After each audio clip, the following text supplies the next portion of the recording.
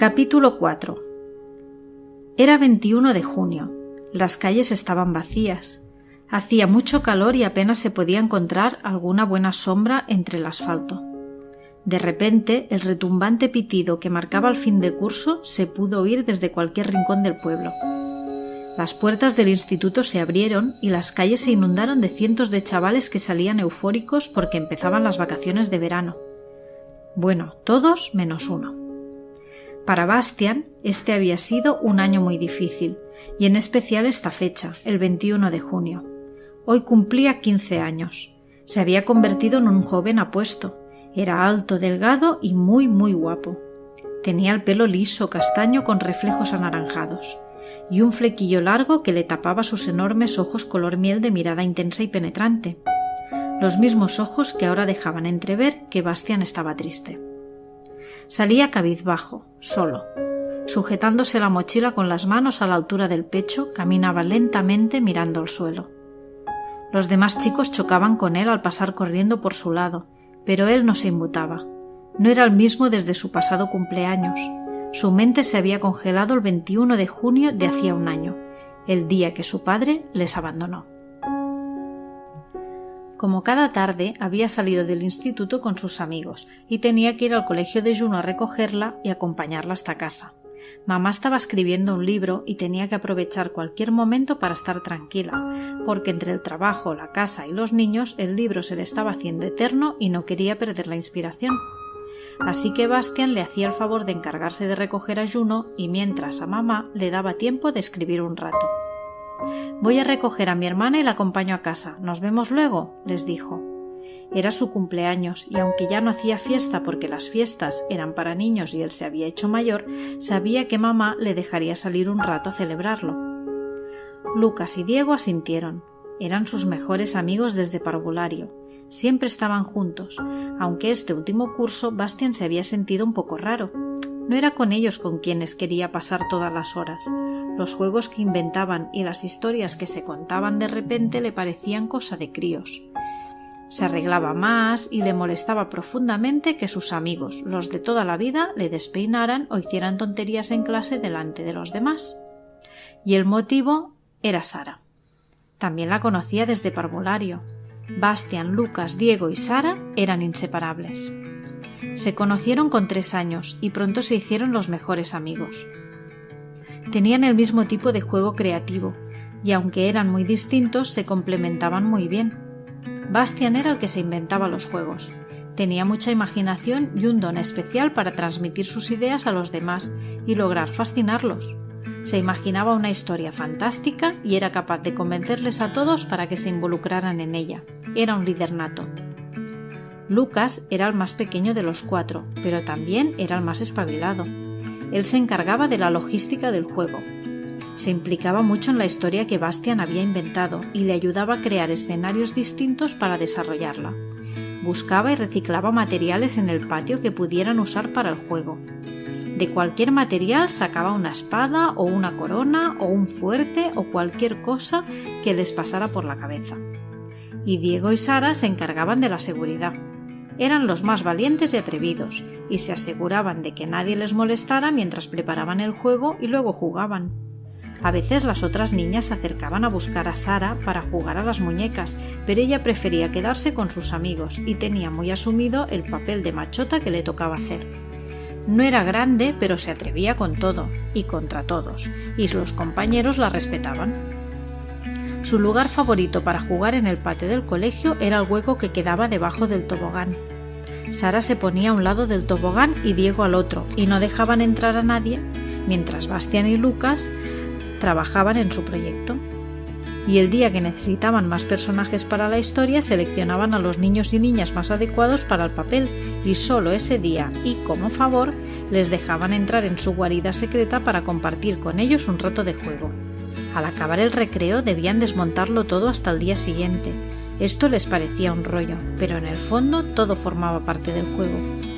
Anhelaban tanto un espacio para ellos que con la ayuda de sus padres, durante el verano del segundo curso, se construyeron una cabaña en el árbol de casa de Lucas, y ese pasó a ser, sin duda, su lugar favorito del mundo. Ya no pensaban en otra cosa. «Mamá, ¿puedo ir a casa de Lucas?», preguntaba Bastian después de hacer los deberes. «Yo también quiero ir», decía Juno emocionada. Luego miraba a su hermano, le ponía ojitos tiernos y añadía: «¿Puedo, Tete? ¿Me dejas venir contigo?». Bastian no podía negarle nada a su hermana. De hecho, aunque a veces le decía que era una pesada, en realidad no le molestaba para nada la presencia de Juno con sus amigos, porque ella se adaptaba muy bien a los juegos y normas de los mayores y pasaba a ser una más del grupo. Así que le respondía: «Claro, Cuca», y ella le abrazaba muy contenta. «Os quiero de vuelta a la hora de cenar», insistía mamá mientras salían por la puerta. Se montaban en sus bicis y de camino a casa de Lucas recogían a Sara y a Diego, que eran vecinos. Sus padres eran amigos de juventud y al casarse se compraron en la misma finca 2 bonitos adosados de estilo colonial con enormes columnas en la entrada que sostenían el techo del cálido porche. Pasaban mucho tiempo los unos en casa de los otros. Sara y Diego habían crecido juntos, así que eran casi como hermanos. Lucas vivía en una urbanización a las afueras del pueblo. Tenía el jardín más grande de todos. Tenía piscina, un gran porche con barbacoa y una preciosa zona arbolada con altos pinos que les ofrecían una estupenda sombra en verano. Pero ninguno de aquellos altos pinos se podía comparar con el centenario olivo que presidía la entrada. Allí, en el olivo, es donde se construyeron la cabaña, y allí, en su cabaña, es donde pasaban todas las tardes, horas y horas. El tiempo no existía para ellos. Pero ahora, 9 años después, de repente Bastian había empezado a ver a Sara de un modo distinto. Ya no era la colega que vigilaba el hueco del tobogán y espantaba los mirones. Siempre se habían sentado juntos en clase, justo detrás de Lucas y Diego, y se pasaban el día haciéndoles bromas y tirándoles bolitas de papel con los bolis. Pero ahora ambos se sonrojaban al hablar y ni siquiera osaban coger el boli por si al intentarlo rozaban la mano del otro. Sara se había vuelto muy femenina. De piel muy blanca, tenía la nariz y las mejillas llenas de diminutas pecas. Era de tez fina y tenía una larga melena pelirroja, igual que su madre, y los ojos almendrados de color marrón intenso, igual que su padre. Era la chica más guapa de clase, y todos los chicos querían conquistarla. Una vez, Bastian llegó el último a clase y se encontró a Javier sentado en su sitio hablando con Sara. Él se acercó, se paró junto a su mesa y sin necesidad de hablar le lanzó una mirada a Javier tan desafiante que hizo que se levantara ipso facto de su silla y que no volviera a acercarse a Sara nunca más. Acababa de marcar su territorio por primera vez, y ella, orgullosa, sin decir nada tampoco, sonrió. Diego y Lucas y los demás lo tenían claro. Bastian y Sara se habían enamorado. Así que al preguntar si se verían luego, Bastian no esperaba la respuesta de sus amigos. En realidad, sus ojos esperaban con ilusión la respuesta de Sara. Quería saber si volvería a verla esa misma tarde, el día de su cumpleaños, y ella asintió. «Vale, nos vemos luego», le dijo. El corazón de Bastian se derritió, sonrió e incluso se sonrojó un poco. Se dio la vuelta y se fue a buscar a Juno. Los 2 hermanos llegaron a casa riendo. Juno se había dado cuenta de que a Bastian le gustaba Sara y se metía con él, sobre todo cuando se inventaba alguna excusa para dar un rodeo y pasar por delante de la casa de Sara. El porche donde aparcaba de pequeña su bicicleta se había convertido en su rincón favorito. Muchas tardes se sentaba en el balancín a leer, le encantaba leer, y él pasaba por delante de su casa y la saludaba como si nada.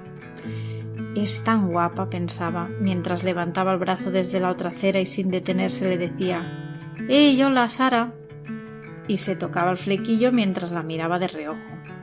«Que sí, que estás muy guapo», le decía la pequeña en tono burlón, y él, que sabía lo lista que era su hermanita, la miraba fijamente y le decía: «Como te pille, te haré cosquillas y no pararé aunque me supliques». «¡No!», gritaba la pequeña mientras salía corriendo, y él la perseguía y jugaban hasta que llegaban a casa agotados de tanto reír. Mamá estaba sentada en la escalera, triste. Bastian abrió la puerta, entre risas, y al verla, justo en ese momento, supo que su vida iba a cambiar.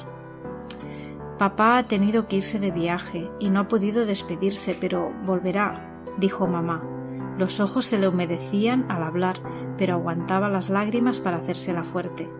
«¿Pero dónde se ha ido? ¿Qué pasa, mamá?», preguntó Juno con cara de incredulidad. «Papá volverá, seguro. Papá os quiere mucho, os queremos mucho». Estas son las únicas palabras que mamá les podía decir. «Os queremos mucho», repitió, y les abrazó fuerte, muy fuerte. Y un año después, sin más explicaciones, papá aún no había vuelto. «¡Eres un imbécil! Mi padre no nos ha abandonado. ¡Volverá!». Bastian se giró buscando a su hermana. Era Juno la que gritaba. La vio empujando a un chaval de último curso. La verdad es que Juno siempre había sido muy valiente y sabía defenderse bastante bien. «¿Qué ocurre?», preguntó Bastian agarrando con fuerza a su hermana, que seguía intentando pegarle patadas al imbécil de Marcus. Marcus era el típico matón del pueblo. Siempre había sido muy grande, muy robusto y no muy agraciado. De pequeño su padre viajaba mucho por trabajo y nunca estaba en casa, y su madre tenía que cuidar de su abuelo enfermo. Marcus no tenía hermanos y pasaba muchas horas solo, y nunca aprendió a relacionarse bien con la gente, así que empezó a meterse con los demás para llamar la atención. Y como era muy grande, todos le temían. Bueno, todos menos Juno. «Dice que papá no nos quiere», decía la pequeña enfurecida. «Eso es lo que cuenta todo el mundo», dijo Marcus entre burlas mirando a la multitud que se había agolpado a su alrededor para ver la pelea. «Mi madre dice que vuestro padre se fue porque no os aguantaba más». Juno se abalanzó de nuevo contra Marcus. «¿Qué me vas a hacer, enana?», se burlaba el abusón sujetándola por la frente con una sola mano. «Déjalo, Juno, vámonos», le insistió Bastian apático, hundido. «Pero, ¿vas a permitir que nos insulte de esta manera?». La pequeña estaba muy enfadada, casi más con su hermano que con el tonto de Marcus. ¿Por qué no la defendía? ¿Qué le pasaba? Eso, lárgate como tu padre», le dijo Marcus soltando una carcajada. Y en un segundo, solo un segundo, la mente de Bastian volvió en sí. La rabia, la decepción, el dolor que había sentido durante este año se apoderaron de él. Realmente no iba a permitir que un matón de instituto se burlara de su hermana. Nadie iba a hablar mal de su familia. Se giró y le dio un puñetazo en la cara a Marcus, con todas sus fuerzas. Y antes de que cayera al suelo, lo agarró por la solapa para darle otro y... De repente, una mano le sujetó el brazo. Una mano dulce pero firme. Se giró y ahí estaba. Sara, su Sara. No había vuelto a hablar con ella desde la tarde de su último cumpleaños. Se había alejado de todo el mundo, pero ahí estaba Sara. El rostro embravecido de Bastian se fue relajando. Sus miradas se fundieron. Ojalá el tiempo se detuviera aquí y ahora, solo ellos dos. «Tete, déjalo», le dijo Juno un poco asustada por ver la reacción de su hermano. Bastian miró a Juno y a toda la gente que estaba a su alrededor. Sus caras reflejaban miedo. De golpe, toda esa rabia, ese dolor, se convirtieron en vergüenza. Él no era así, jamás le había pegado a nadie. Soltó a Marcus, que se fue corriendo, agachó la cabeza arrepentido y se fue. Juno le siguió. Los dos hermanos caminaban hacia casa, en silencio. Juno cogió la mano de su hermano y le apretó fuerte. «Gracias por defenderme. ¿Tú crees que lo que dicen en el pueblo es verdad?», preguntó la niña con tristeza. «¿Que papá nos abandonó porque no nos quiere?», insistió. Bastian se detuvo, se arrodilló y abrazó con fuerza a su hermana pequeña. Ella siempre había estado a su lado, siempre, y ahora le necesitaba. «Mírame», le dijo. La pequeña levantó la mirada. «De lo único que estoy seguro es de que papá y mamá nos quieren mucho. No sé qué ha podido pasar, pero juntos lo averiguaremos». Se levantó y siguieron andando cogidos de la mano. Por fin volvía a ser él. No estaba dispuesto a lamentarse toda la vida. Iba a luchar. Miró a su hermana y sonrió.